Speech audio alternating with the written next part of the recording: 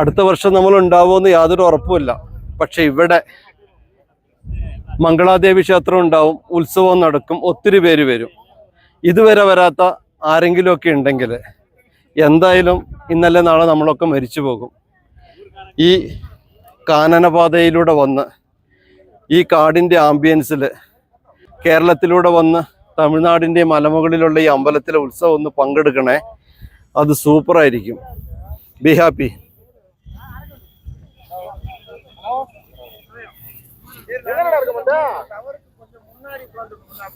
Hello கேக்குதா?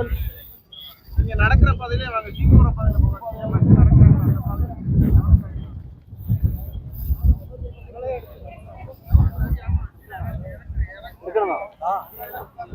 എന്നാ ഞാൻ ഇവരോട് സംസാരിക്കാം.